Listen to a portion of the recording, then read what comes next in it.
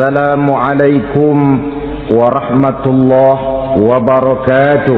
Waalaikumsalam warahmatullahi wabarakatuh. Bapak-bapak, ibu-ibu, saudara-saudara kaum muslimin rahimakumullah. Setiap orang menginginkan kebahagiaan dan tidak seorang pun menginginkan kesengsaraan dalam kehidupan ini. Namun nyatanya tidak setiap orang yang ingin bahagia mengetahui jalan yang harus ditempuhnya untuk sampai kepada kebahagiaan itu. Maka pada kesempatan pertemuan kali ini saya ingin menyampaikan sebuah hadis dari junjungan kita baginda Nabi besar Muhammad sallallahu alaihi wasallam yang termuat dalam kitab Mukhtarul Ahadits An-Nabawiyah, di mana beliau bersabda, arba'un min sa'adatil mar'i. Ada 4 perkara yang merupakan tanda dari orang bahagia. Saya mau tanya, di antara saudara-saudara yang hadir di sini, apa ada yang kepengen jadi orang sengsara? Ya. Seluruhnya tentu ingin mendapatkan kebahagiaan. Maka menurut resep dari Nabi kita, tanda orang bahagia itu 4. Jadi kalau saudara ingin bahagia harus mempunyai 4 perkara ini. Yang pertama, orang bahagia itu kata Nabi, darun wasi'un. Punya rumah biar bagus asal gede. Enak ngaturnya. Daripada sudah punya rumah kecil, adanya di pinggir kali, gubuk, kalau hujan bocor, miring lagi, kiamat. Loh, kalau gitu Islam materialis dong. Hadis ini boleh diartikan dengan makna hakiki, arti yang sebenarnya. Boleh diartikan dengan makna majazi, arti kiasan. Kalau dia diartikan dengan arti kias, maka yang dimaksud darun wasi'un ay qalbun wasi'un. Rumah yang luas tidak lain daripada hati yang lapang. Karena di situ kunci kebahagiaan yang sebenarnya. Walaupun kita cuma tinggal di petak berukuran 2 kali 3 meter, kalau hati kita luas rasanya rumah itu. Tapi biar rumah kita halamannya saja puluhan ribu hektar, ada kolam renangnya, kamar tidurnya tidak lagi terhitung. Kalau hati yang menempati rumah itu sempit, maka akan terasa sempit jugalah rumah itu. Tempat bergantungnya tidak lain adalah hati. Marilah kita mencoba melihat berbagai pandangan orang tentang bahagia ini. Ada orang menyangka bahwa bahagia itu kalau dia mendapatkan harta yang sebanyak-banyaknya. Siapa yang banyak harta, dialah raja. Apa yang dia mau, seluruhnya bisa dibeli. Keamanannya, dia bisa menyewa petugas. Seluruh fasilitas untuk menyenangkan kehidupannya bisa dibeli. Pendeknya, hartalah segala-galanya dalam kehidupan. Sampai ada pepatah mengatakan, innad darahima fil amakini kulliha taksur rijala mahabatan wa jalala. Sesungguhnya harta, dinar, dirham, uang di mana-mana selalu bikin hebat orang yang memilikinya. Coba lihat, orang yang punya duit sama yang enggak punya duit, jangan gaya hidupnya, gaya jalannya aja lain. Wahia lisanun liman arada fasahatan, wahia silahun liman arada qitala. Uang adalah senjata yang paling ampuh bagi orang yang mau pergi perang, dan lidah yang paling fasih bagi orang yang mau bicara. Kalau bicara dengan lidah macet, cobalah bicara dengan harta, lancar. Sampai ada pepatah demikian, segalanya bisa diatur dengan harta.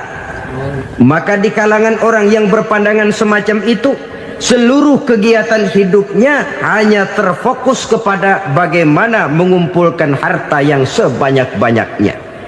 Tidak peduli halal haram, tidak kenal sore pagi siang dan malam, tidak sempat sujud, jauh dari agama, jauh dari kehidupan yang bersifat ruhaniyah, jauh dari Allah dan sebagainya, sampai dalam Al-Quran dikelompokkan dalam kelompok yang dinamakan lumazah. Allazi jama'a malahu wa addadah yahsabu anna malahu akhladah. Mereka mengumpul-ngumpulkan harta sebanyak-banyaknya dan menyangka bahwa harta yang banyak itu dapat mengekalkan hidupnya, mengekalkan kekayaannya, mengekalkan kebahagiaannya. Saudara hadirin yang berbahagia, kalau pandangan hidup ini benar, artinya kalau harta memang merupakan satu-satunya hal yang dapat membuat orang bahagia, tentu di rumah mewah tidak akan pernah ada tangis derita. Tentu di satu tempat di mana fasilitas hidup serba menunjang tidak ada yang namanya penderitaan.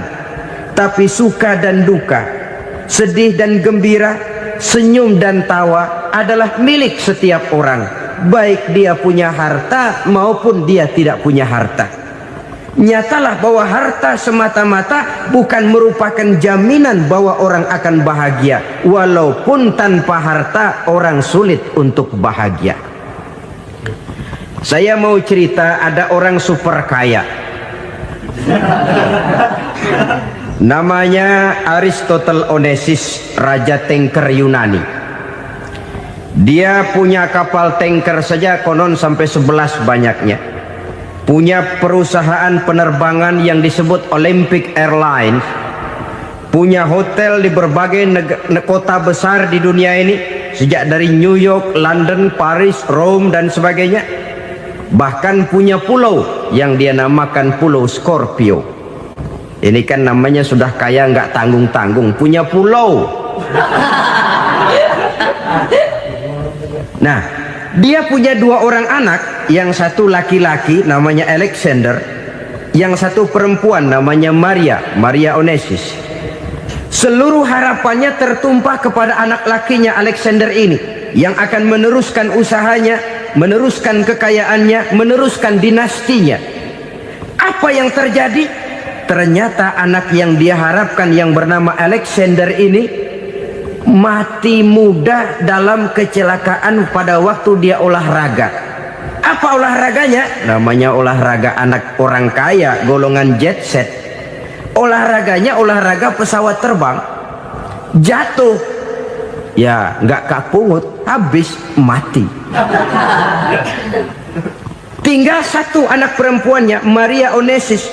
Tapi anak perempuan ini juga malah urakan. Terakhir dia pacaran, bahkan kemudian kawin sama orang Rusia. Rupanya Aristotle Onesius ini broken. Kekayaannya yang berlimpah ruah, perusahaannya yang begitu banyak, siapa yang akan meneruskan? Siapa yang akan menggantikan? Sampai kemudian dia mengurung diri di Pulau Scorpio dan mati di sana secara mengenaskan. Seorang multi jutawan, seorang yang super kaya, mati menyendiri di pulau sepi. Ibarat kata pepatah, anak ayam mati di lumbung. Bukan kekurangan makanan, keurugan makanan.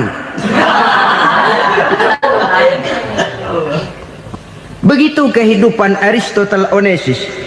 Dan banyak orang-orang yang sudah demikian kaya sampai dibingungkan oleh kekayaannya sendiri. Telusurilah kehidupan David Rockefeller misalnya, Henry Ford misalnya, Adnan Khashoggi misalnya. Multi jutawan yang kadang-kadang dibuat keder oleh kekayaannya sendiri. Pantas ketika Imam Ali ditawarkan orang, "Ya Ali, kalau kepadamu disuruh pilih ilmu atau harta, kau pilih mana?" Ya jelas pilih ilmu dong. Kenapa? Pertama, ilmu kalau kita berikan kepada orang lain tambah. Tapi harta kalau kita berikan kepada orang lain kurang. Saudara punya uang 10.000, dibagi orang 5.000, jelas uang saudara berkurang. Tapi saudara punya ilmu, diberikan kepada orang lain bisa, saudara pun makin mantap. Tidak lantas jadi bodoh karena ngajarin orang.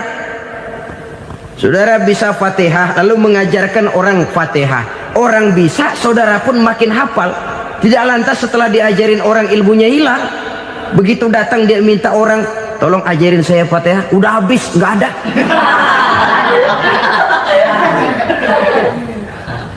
Yang kedua kata Imam Ali, ilmu menjaga kita.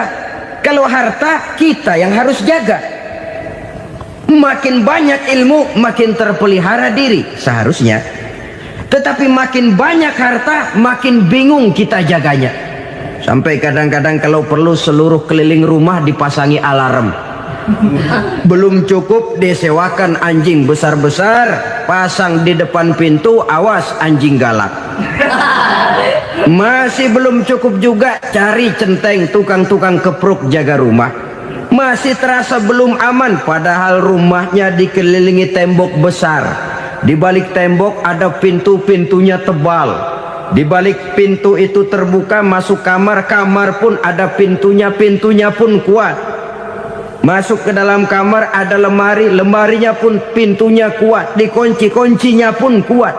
Tapi terhadap seluruhnya yang timbul cuma sekedar was-was saja. Kesimpulannya sekali lagi, tanpa harta orang memang sulit untuk bahagia. Tapi harta semata-mata tidak merupakan jaminan orang akan bahagia. Dengan hati yang luas, itu modal utama untuk mencapai kebahagiaan hidup. Orang yang hatinya luas, saudara-saudara, punya hati yang lapang, melihat kenyataan hidup ini, dia bersyukur senantiasa kepada Allah. Lantas tidak timbul hasud dan iri hatinya. Oleh karena itu jiwanya selalu lapang. Kalau tidak, cupik hati namanya, dangkal pandangan, tidak senang melihat orang lain dapat nikmat, dan itu sering dijadikan contoh. Kalau orang yang lapang dada, dia lihat tetangganya beli TV baru, dia berkata, alhamdulillah ya, tetangga kita beli TV, mudah-mudahan kita bisa ikut nonton. Lapang dadanya. Tapi orang yang sempit hati, lihat tetangga beli televisi, meriang. Enggak diapa-apain, meriang. Besoknya dengar tetangga beli motor, makin sakit, ke rumah sakit. Lalu di rumah sakit dengar tetangganya beli mobil, mati. Disiksa oleh perasaannya sendiri. Orang kalau hati sudah sempit dalam hidup, kemanapun dia pergi, sempit rasanya medan kehidupannya. Kemudian kita melihat juga ada orang yang menilai bahwa bahagia itu katanya kalau punya kedudukan yang tinggi, pangkat yang agung, wibawa yang besar. Mungkin betul, tapi mungkin juga tidak.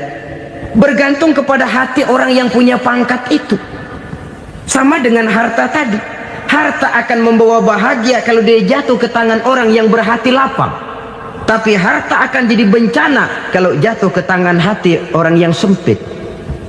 Pangkat akan membawa bahaya kalau jatuh di tangan hati orang yang sempit. Lebih dari itu, kenyataan mengajarkan kepada kita bahwa ternyata pangkat dan jabatan tidak selamanya memberikan kebahagiaan dalam kehidupan. Bahkan resikonya kelewat besar. Beberapa bukti kita bisa ambil dari para pemimpin dunia yang menjadi korban lantaran pangkat dan jabatan yang disandangnya. Saudara ingat Presiden Abraham Lincoln dan John Kennedy dari Amerika? Dibunuh orang.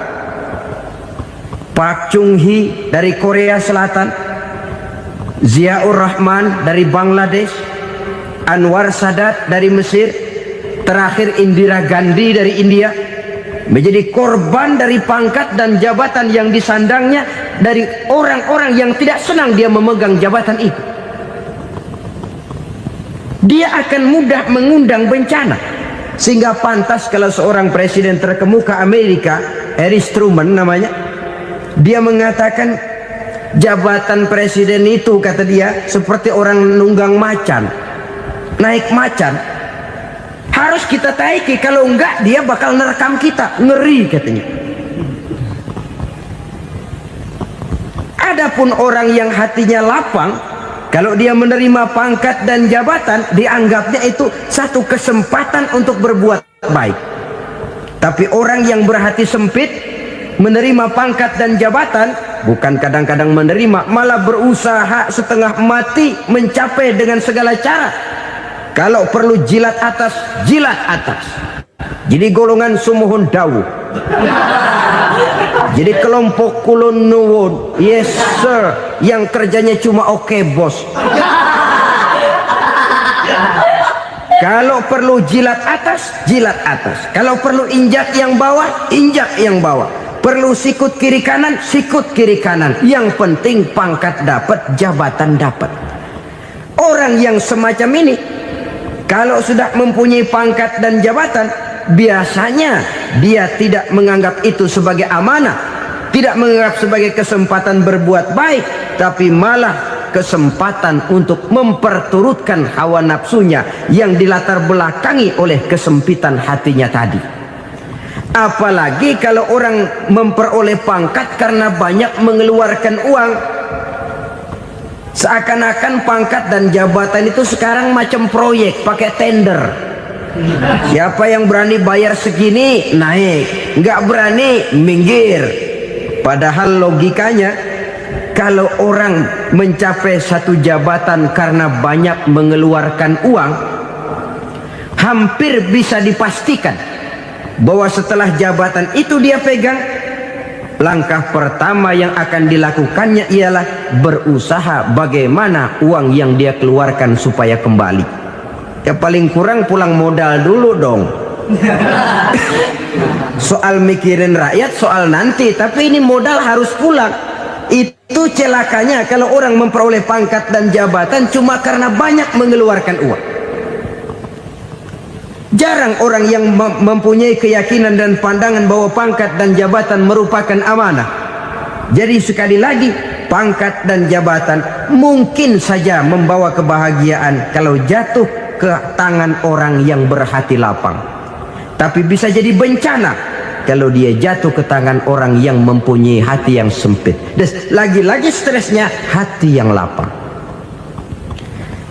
Lalu sebagian orang, saudara, ada yang berpandangan katanya bahagia itu kalau jadi orang terkenal, mempunyai popularitas, menjadi idola di kalangan remaja, di kalangan orang tua, di segala lapisan masyarakat.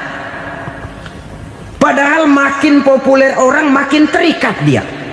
Ya kalau macam kita ini kan nggak punya nama, nggak populer, tengah malam buta mau nongkrong di warung Tegal aman. Tapi pangkat, jabatan, kedudukan, popularitas menyebabkan kita diikat dengan berbagai macam peraturan. Cuma mandi sama ke WC saja yang nggak dikawal.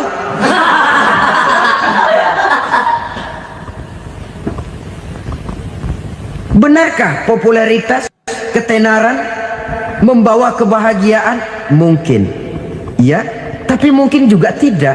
Kenapa? Banyak orang-orang populer yang mengakhiri hidupnya secara tragis.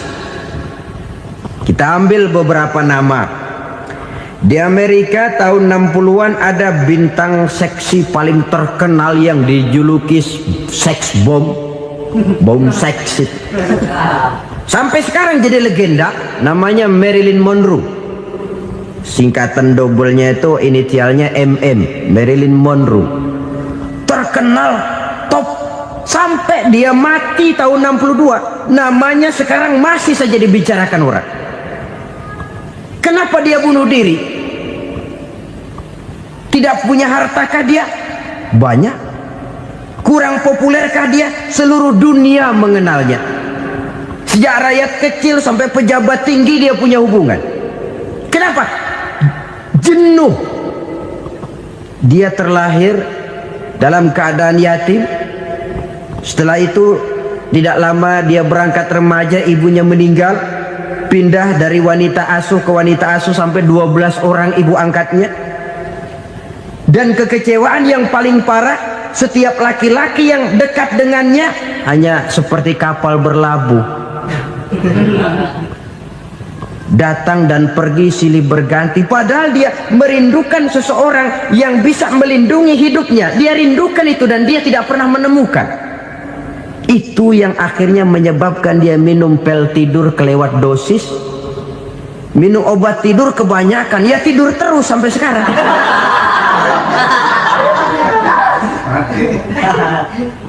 Dia mengakui, saya telah memiliki ketenaran, tapi saya tidak pernah hidup dalam ketenaran itu. Saya pandai main sandiwara, tapi saya ingin hidup dalam alam yang real sebagaimana umumnya orang. Itu yang dia rindukan. Menyusul jejak yang namanya Marilyn Monroe ini, Billie Holiday, saudara kenal tentu, di rumah sakit dirawat. Dia juga minum obat overdosis, mati lagi. Jimi Hendrix minum obat tidur overdosis kelewat batas, mati lagi. Lalu yang menghanyutkan diri di danau, Janis Joplin dan Brian Jones. Ini orang-orang populer, orang-orang terkemuka yang mengakhiri hidup secara tragis, bukan karena tidak terkenal, mungkin karena sudah saking terkenalnya. Contoh paling belakangan, Bruce Lee. Wah, ini tukang-tukang kepruk tentu kenal siapa dia. Sampai sekarang pun tabir kematiannya masih merupakan misteri. Dan yang masih hidup juga menunjukkan gejala yang aneh. Michael Jackson, rumahnya di Beverly Hills itu dijaga sedemikian rupa, dan dia selalu curiga kepada setiap makanan harus steril, bersih dari segala macam kimia. Kemana dia pergi, itu tukang-tukang kepruk sudah selalu menjaga dan mengawal, dan dia seakan takut menunjukkan mukanya yang asli. Hingga kalau tampil ke tengah di luar show, dia kadang memakai pakaian yang tidak menunjukkan dia yang sebenarnya, takut dikenali orang. Ternyata popularitas sering jadi momok yang meracuni kehidupan manusia. Oleh karena itu, benarlah junjungan kita pada saat beliau mengajarkan orang akan bahagia kalau dia mempunyai hati yang lapang. Nah, sekarang masalahnya untuk mendapatkan hati yang lapang, caranya bagaimana? Kita kembali kepada konsep Quran.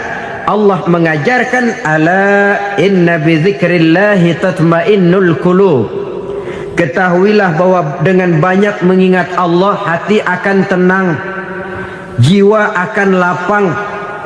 Dengan kata lain, dekat dengan agama, merasakan kehadiran Allah dekat dalam hidup. Itu muara pertama untuk mencapai hati yang lapang. Ala inna bi dzikrillahi tatmainnul qulub. Jangan macam orang sekarang ingin mendapatkan ketenangan lalu tapak di puncak gunung, di gua-gua, di tempat sepi. Iyalah kalau nggak ada ular. Kalau tergigit ular berbisa, ketenangan belum, mati jelas itu. Islam positif untuk mendapatkan ketenangan. Ala inna bi dzikrillahi tatmainnul qulubi. Bahwa ketahuilah bahwa dengan banyak mengingat Allah, hati akan tenang, jiwa akan lapang, nuansa pikiran akan luas. Karena yang namanya bahagia ada dimanapun manusia berada. Di kampung ada bahagia, di kota ada bahagia, di ngarai, di lembah, di gunung, di hutan, di lautan, di angkasa luar, dimanapun bahagia itu ada kalau kita bermodalkan hati yang lapang ini. Dan hati akan lapang kalau kita dekat dengan agama. Dekat dengan harta buat sementara hati mungkin tenang, tapi ketenangan yang relatif dan temporer. Apalagi orang tiap kali tambah harta, tiap kali tambah rencana, itu wajar. Mungkin sebelumnya saudara berpikir, kalau punya duit 5.000 enak nih. Begitu punya duit 5.000, aduh sayang kalau 10.000 aja. Tiap kali tambah harta, tiap kali lain rencana. Makin banyak rencana, makin menjauhkan kita dari yang namanya ketenangan. Padahal ketenangan merupakan unsur utama untuk mencapai bahagia. Dan ketenangan itu bermuara dalam hati manusia. Tengoklah kehidupan ini. Orang yang banyak harta dengan orang miskin, berbedakah rasa sakit yang mereka tanggungkan? Rasanya tidak. Walaupun si kaya tidur di kasur empuk berselimutkan sutra mahal, sementara si miskin meringkuk di balai bambu yang keras dan kasar. Apabila maut datang, dia juga tidak pernah pilih bulu. Maut datang menjemput si kaya di singgasana keemasannya, dikelilingi oleh para pengasuh, dayang dan inang serta para pengawal. Dan maut pun datang menjemput si miskin papa, sehingga ia tergelepar di tepian jalan. Kedua-duanya bernama mati. Kalau nyata bahwa sakit yang ditanggung si kaya tidak beda dengan sakit yang ditanggung si miskin, bukan harta semata yang membuat orang bahagia. Hati yang tenang, jiwa yang lapang penuh kedamaian karena banyak berzikir dan mengingat Allah, itu merupakan modal utama untuk mencapai sesuatu yang bernama bahagia.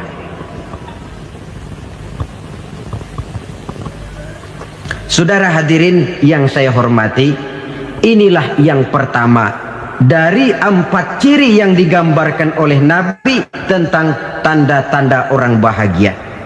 Dan harus berangkat dari yang pertama ini, hati yang lapang. Ini yang harus kita miliki lebih dahulu, baru nanti akan menyusul kepada poin yang ketiga, kedua dan selanjutnya. Sebab kalau hati sudah terisi dengan jiwa yang lapang, seluruh persoalan insya Allah akan bisa kita atasi dengan sebagaimana mestinya. Yang kedua sekarang, tanda orang bahagia menurut baginda Nabi, markabun syariah. Orang bahagia itu, kata beliau, punya kendaraan biar cepat asal lancar. Artinya kemana dia mau pergi mudah. Apa maksud hadis ini? Kalau kita kaji lebih dalam, kendaraan itu kan alat transportasi. Transportasi tidak lain adalah usaha memudahkan komunikasi. Pindah dari situ kepada teori bahwa manusia adalah zon political, makhluk bermasyarakat yang tidak bisa memenuhi kebutuhan hidupnya secara sendirian. Kita memerlukan keberadaan orang lain dalam kehidupan ini.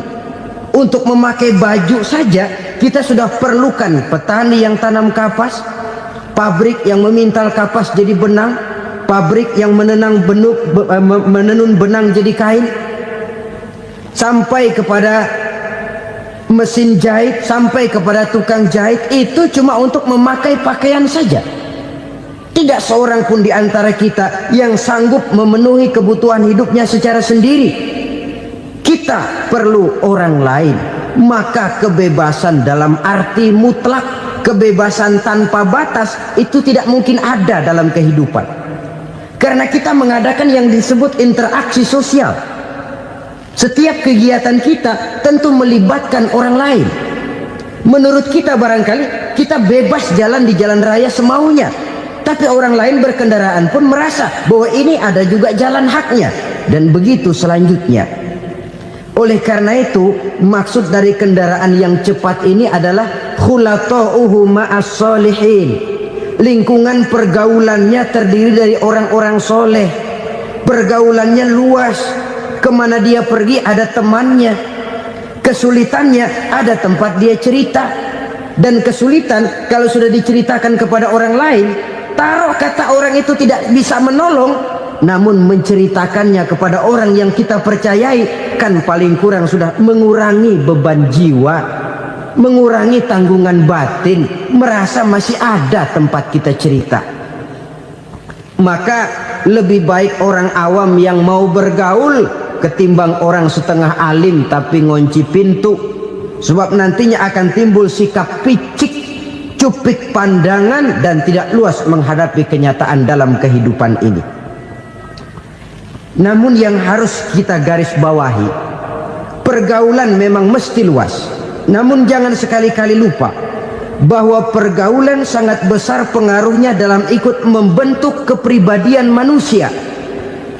Sehari-hari bisa kita bilang, kalau kita dekat sama tukang minyak wangi, sekalipun nggak dibagi minyaknya, baunya tentu dapat. Betul? Tapi dekat sama tukang elas, walaupun nggak kena apinya, asapnya mesti kena. Kalau Syauqi mengatakan lebih jelas lagi, man asyaral asrafa asa musyarrafan wa muasyiral anzali ghairu musyarrafin. Awalam taral jildal hakira muqabbalan bisagri lamma sara jildal mushaf. Siapa yang bergaul dengan orang mulia, dia bakal ikut menjadi mulia. Tapi siapa yang berteman dengan orang hina, dia tidak bakal ikut menjadi mulia. Tidakkah kau lihat, kata Syauqi, kulit kambing yang hina pun dicium orang ketika menjadi kantong Quran. Kulit kambing hina, kalau dia sendirian gak ada yang mau cium. Tapi begitu dia bergaul dengan Quran, menjadi kantong Quran, dipakein minyak wangi, ditaruh di tempat yang tinggi, mau diambil dicium dulu, dibawa dengan penuh hormat dan hati-hati. Kulit kambing yang hina lantaran berteman dengan Quran, numpang mujur. Tapi coba lihat kalau kulit kambing berteman dengan kayu, jadi beduk, habis. Zohor dikemplang, asar dipukul. Itu pun sedikit saja, cuma salah milih teman. Yang temannya Quran dihormati orang, yang temannya kayu lantaran jadi beduk, gelap-gelap subuh orang udah kemplangin.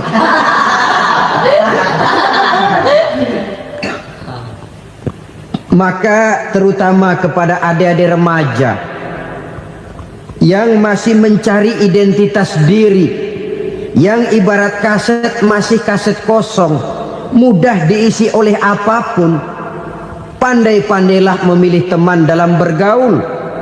Karena banyak orang yang tadinya baik-baik, ketika terseret dalam pergaulan dengan orang yang tidak baik, kebaikannya menjadi lentur dan luntur. Tapi berapa banyak bajingan-bajingan tengik, orang-orang yang berlumur noda dan dosa, tiap hari melakukan maksiat, namun bergaul dengan orang yang baik-baik, pada akhirnya sedikit demi sedikit beringsut dan berangsur dia terbiasa mengikuti kebaikan-kebaikan. Saya tekankan ini kepada remaja karena mereka masih mencari identitas diri. Apa yang mereka lihat mereka mau, apa yang mereka dengar mereka ingin tahu. Coba lihat kehidupan remaja. Pulang nonton film Rambo, pengen jadi Rambo, gagah, maunya belekai melulu. Pulang nonton film Superman, pengen bisa terbang. Pulang nonton India, nyanyi melulu. Wajar, mereka masih mencari identitas diri. Saya ini sebenarnya siapa? Lingkungan, pergaulan akan membentuk itu. Karena itu pandai-pandailah bergaul, karena ia sangat besar pengaruhnya dalam ikut membentuk kepribadian manusia. Apalagi sifat yang jelek lebih cepat menularnya ketimbang sifat yang baik. Sifat yang baik, watak yang soleh itu lambat sekali untuk menular. Tapi yang tidak baik, kan prosesnya mah kalau remaja biasanya mula-mula dengar. Karena dengar lalu pengen tahu, karena pengen tahu lalu ngeliatin, begitu ngeliatin kan pengen nyobain, setelah nyobain ketagihan. Nah, ini prosesnya. Yang namanya ganja, morfin, narkotik awalnya kan begitu. Mula-mula dengar, katanya kalau sudah fly to the sky, sudah melayang ke langit katanya, disitulah puncak kebahagiaan. Mulanya cuma dengar, karena dengar pengen tahu, karena pengen tahu lalu ngeliat, kumpul sama orang yang suka ngeganja. Setelah ngeliat, nah pengen ngerasain. Begitu ngerasain enak juga, ketagihan. Kalau sudah ketagihan jadi penyakit kronis, bisa merembet kepada yang lain. Iya, kalau orang tuanya mampu untuk beli morfin, beli ganja. Kalau tidak kan pikirannya ngayap, jemuran siapa ya gue sabet. Timbullah perbuatan-perbuatan negatif yang bermula dari salah pergaulan. Apalagi buat adik-adik remaja yang tinggal di kota-kota besar, yang pengaruh budaya, pengaruh kesenian, pengaruh struktur kehidupan yang nampak makin individualistis, di mana persaingan tajam, tensi ekonomi tinggi, orang mudah mengalami stres. Pandai-pandailah dalam bergaul. Sekali lagi, karena ia sangat besar pengaruhnya dalam ikut membentuk kepribadian manusia. Orang bahagia punya kendaraan yang cepat, artinya punya pergaulan yang luas, dan lingkungan pergaulannya terdiri dari orang-orang yang soleh. Kemana dia pergi ada teman, kesulitannya ada tempat dia cerita. Tapi kalau sudah menyendiri, hidup sendiri, kesulitan dipikiri sendiri, bisa mati belum waktunya. Tidak ada tempat berbagi rasa, tidak ada tempat bercerita, tidak ada tempat mengurangi beban dalam kehidupan. Pantas betul kalau Islam sangat menggalakkan dan menganjurkan orang kalau sudah sampai waktunya itu untuk melangsungkan nikah. Kata Nabi, ya ma'syaras syabab man istata'a minkumul ba'at falyatazawwaj. Hai para pemuda, kalau sudah mampu memberi nafkah, kawinlah, nikahlah kamu. Kenapa? Sudah ada teman hidup, tempat berbagi rasa. Kesulitan kalau ada tempat cerita akan lebih ringan ketimbang kita telan sendiri, walaupun bobot kesulitannya sama beratnya. Saudara-saudara kaum muslimin rahimakumullah, inilah ciri yang kedua, punya kendaraan biar cepat asal lancar. Kemana kita mau pergi gampang. Dengan kata lain, setelah hati yang luas, pergaulan yang luas. Dua. Yang ketiga sekarang, tanda orang bahagia itu menurut Nabi, misbahun mudhi'un, punya lampu yang terang. Oh, itu enggak problem. Sekarang sudah zamannya listrik masuk desa, Pak. Lampu sudah terang semua. Betul, kalau itu yang dimaksud. Tapi tidak cuma itu. Karena lampu yang dimaksud di sini, lampu yang akan menerangi seluruh perjalanan hidup. Dan perjalanan hidup itu sudah dimulai sejak kita terlahir ke alam ini, sampai masuk ke alam barzah, kumpul di padang mahsyar, sampai ke akhirat. Lampu yang menerangi itu yang diperlukan. Kalau lampu, katakanlah yang paling top sekarang kan lampu jenis Mercury. Taruhlah itu di rumah kita, dia cuma menerangi rumah kita, menerangi hati pun tidak sanggup. Bila kita masuk ke alam barzah, alam kubur, sanggupkah si Mercury yang begitu terang menerangi alam barzah kita? Tidak sanggup lagi. Sanggupkah lampu yang ratusan watt, bahkan puluhan ribu watt menerangi kehidupan di padang mahsyar? Tidak akan sanggup lagi. Kalau demikian, yang dimaksud lampu yang terang di sini apa? Tidak lain amal soleh, kebajikan yang kita lakukan dalam hidup. Itu yang akan jadi lampu penerang. Di dunia nama kita akan terang, jasad kita boleh hancur terkubur tanah, tapi nama kita akan dikenang orang. Begitulah kalau orang meninggalkan kebajikan dalam hidup seperti sekarang. Ribuan orang tiap saat berziarah ke kubur Imam Syafi'i, ke kubur Imam Malik, ke kubur Imam Ghazali, ke kubur orang yang baik-baik, orang yang soleh-soleh. Kebajikannya yang ditinggalkan, yang mengukir namanya dengan tinta emas. Sehingga saudara sudah terbaring di alam kubur, orang lewat, Allah, ini kuburannya Fulan bin Fulan, dulu ini kebaikannya Masya Allah, saya ikut merasakan. Mari kita mampir sebentar, kita Fatihah. Mohon disampaikan Allah pahalanya kepada almarhum. Al-Fatihah. Itu kalau orang baik-baik. Lalu saudara tanya, Pak, orang mati dikirimin Fatihah apa nyampe pahalanya? Saya jawab, kalau saudara nggak percaya, mati dulu dah. Nanti saya Fatihain, tungguin di sana. Umpama nggak sampai, balik lagi kemari. Sekarang ini kan maunya otak-otakan saja. Kalau nggak masuk otak, nggak percaya. Padahal alam gaib itu nggak bisa diotak-otakin. Sama saja dengan saudara pernah dengar cerita kapal Tampo Mas tenggelam kan? Pernah nggak? Di mana? Ya, di laut Masalembo. Begitu ke Tampo Mas tenggelam, ratusan penumpang itu terjun ke laut, dipermainkan gelombang, berjuang menghadapi maut itu. Orang lagi timbul tenggelam di lautan, dihantam ombak, kita tengokin pakai helikopter. Pak, lagi timbul tenggelam ya? Iya, tolongin, tolongin. Jangan khawatir Pak, nih saya kirim intan Pak, harganya 10 juta. Kira-kira orang yang timbul tenggelam di laut seneng nggak? Tidak. Kan mahal toh intan 10 juta.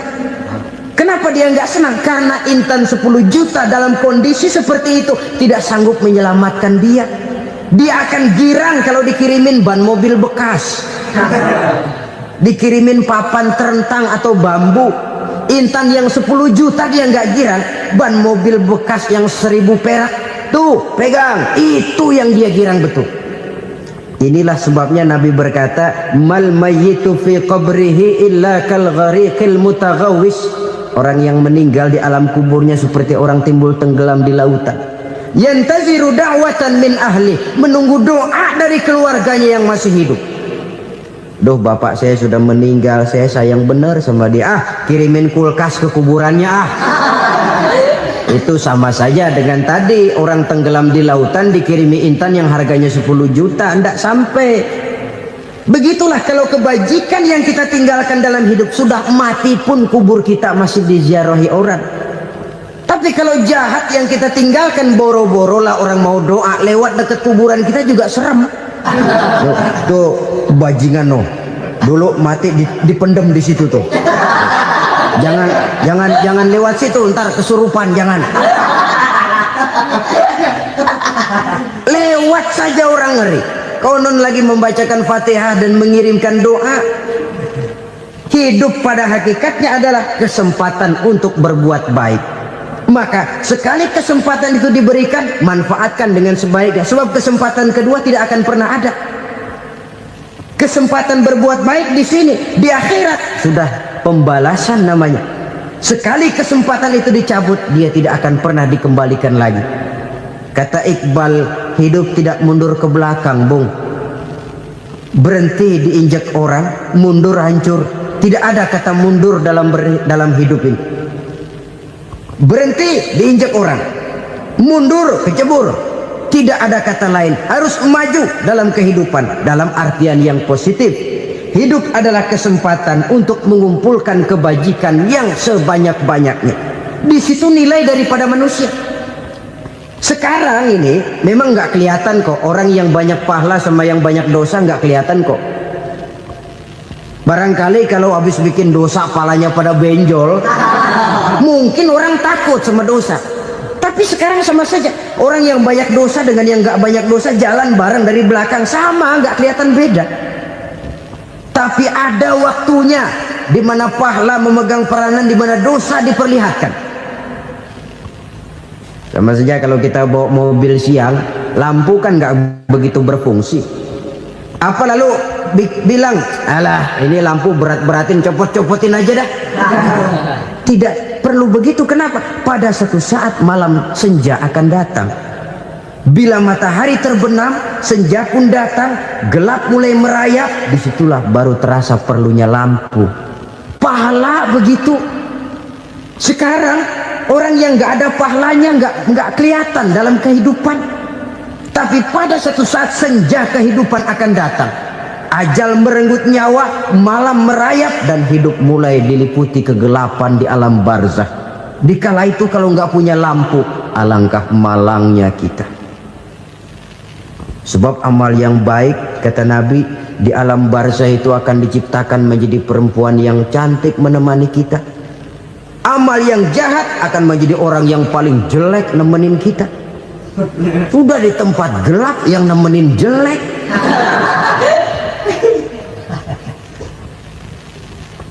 Kaum muslimin rahimakumullah.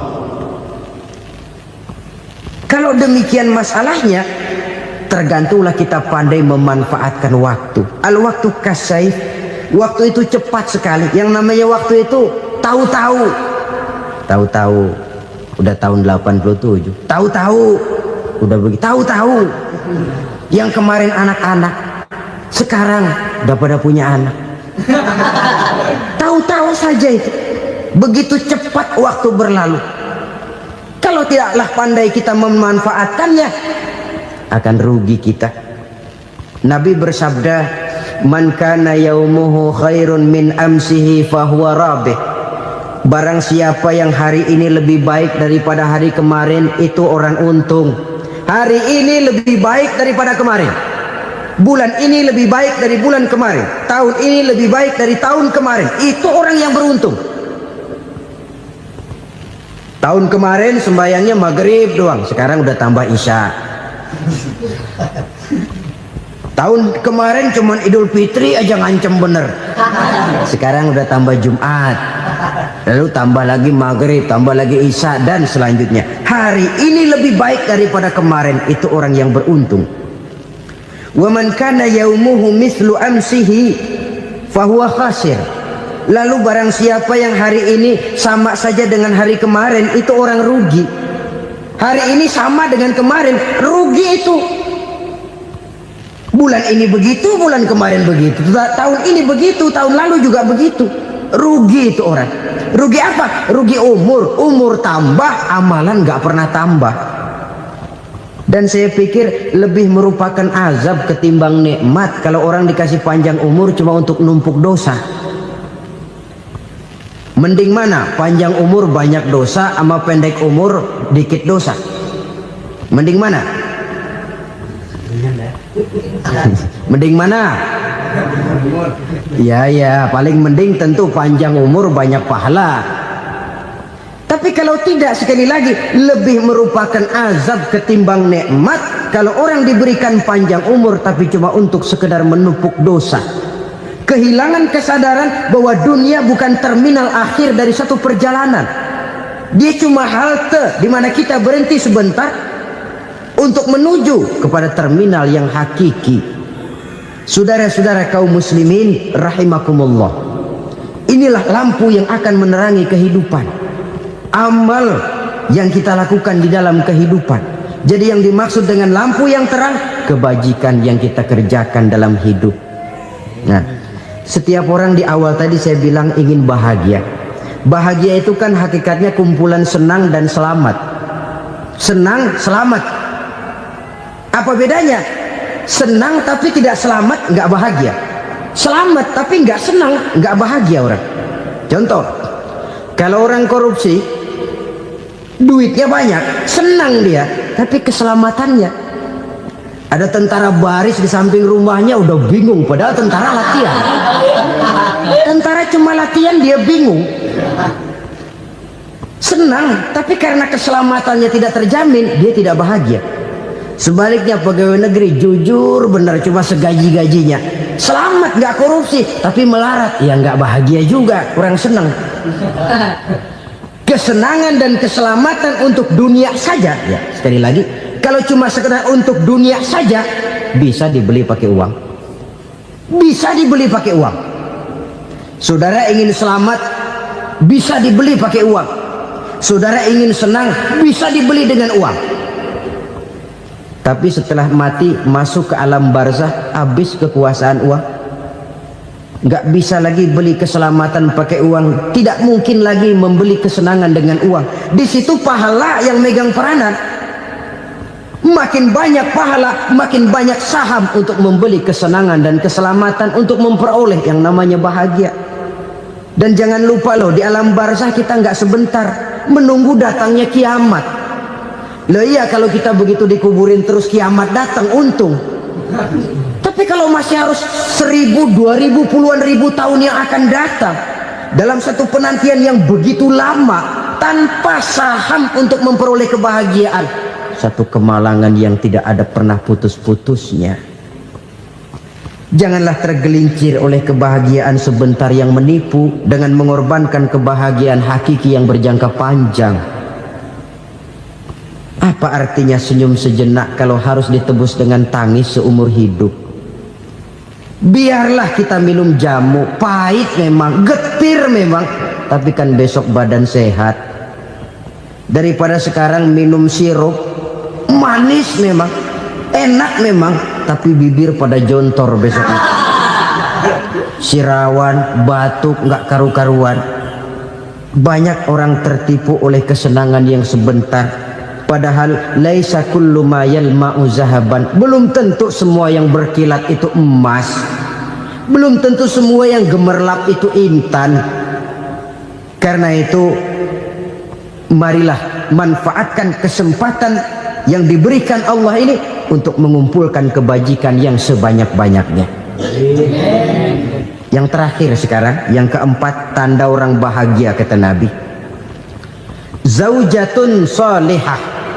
Orang bahagia itu tanda yang keempat kata Nabi, punya istri biar cakep asal taat. Sudah surga itu sudah. Cakep taat. Istri kayak gitu, kalau belum mati jangan dikuburin dulu. Sudah cakep taat lagi. Tapi kadang-kadang enggak, udah jelek ngadat melulu. Apa yang mau dipilih? Sebab itu Quran mengatakan istri pakaian untuk suami, suami pakaian untuk istri. Kenapa suami istri diibaratkan pakaian? Alangkah tingginya gaya bahasa Quran ini. Suami istri teman hidup, hidup perjalanan panjang. Sejak kita dalam rahim sudah ada hidup kan di sini. Sampai ke alam dunia, masuk ke alam barzah, kumpul di padang mahsyar, sampai menuju akhirat, itu perjalanan hidup. Carilah istri atau suami teman hidup yang membawa manfaat tidak hanya kehidupan di dunia ini, sampai di alam barzah, sampai di padang mahsyar. Suaminya mungkin meninggal lebih dulu atau istrinya mungkin meninggal lebih dulu, tapi suami atau istri yang masih hidup berbuat kebajikan. Suami saya meninggal, ada hartanya, saya sedekahkan, niat pahala untuk almarhum suami saya. Ini teman hidup, tidak dibatasi dan tidak bisa dipisahkan oleh maut sekalipun. Zohirnya mungkin pisah, badannya mungkin pisah, tapi hatinya, jiwanya, kebersamaannya dalam menghadapi kehidupan. Karena itu saudara-saudara, bahasa Quran indah. Suami istri diibaratkan seperti pakaian. Apa fungsi pakaian? Pertama, pakaian jadi kebanggaan. Artinya suami harus menjadi kebanggaan istri, istri harus jadi kebanggaan suami. Yang kedua, pakaian itu kan fungsinya menutup aurat. Artinya sesama suami istri harus saling menjaga kekurangan masing-masing. Jangan malah sesama suami istri saling membongkar rahasia dan aibnya sendiri-sendiri. Istrinya diceritain jeleknya di mana-mana, atau suaminya dibongkar rahasianya di pasar umum. Itu sudah tidak lagi berfungsi sebagai pakaian. Kenapa semua ini diperlukan? Karena kita menyadari bangsa yang baik terdiri dari masyarakat yang baik. Masyarakat yang baik merupakan susunan dari warga yang baik. Warga yang baik adalah terdiri dari rumah tangga yang baik. Dan rumah tangga yang baik merupakan susunan dari pribadi yang baik. Dari situ langkah dimulai. Membangun satu bangsa yang baik diawali dengan membangun rumah tangga yang baik, dengan menciptakan pribadi-pribadi yang baik. Sehingga dari sini diharapkan berkembanglah nilai-nilai kebaikan. Orang akan bahagia mempunyai istri yang soleh. Kenapa? Tidak ada seorang suami bisa sukses jadi apapun dia, apapun profesinya. Dokterkah, kiaikah, mubalikah, petanikah, pengusahakah, pejabat tinggikah. Tidak ada seorang suami yang bisa sukses tanpa peran serta istrinya. Walaupun memang peranan itu tidak begitu kelihatan, tapi sangat menentukan. Karena itu, saudara hadirin yang saya hormati, Islam sangat menghargai kaum wanita, memberikan kedudukan yang tinggi sepanjang tidak mematikan kodrat kewanitaannya. Nah, kalau sudah kesuksesan ini diawali dari rumah tangga, karier di masyarakat mudah untuk dikejar. Tapi keberantakan di rumah tangga merupakan kegagalan pertama di tempat lain. Nah, inilah saja yang dapat Al-Fakir sampaikan pada pertemuan kali ini.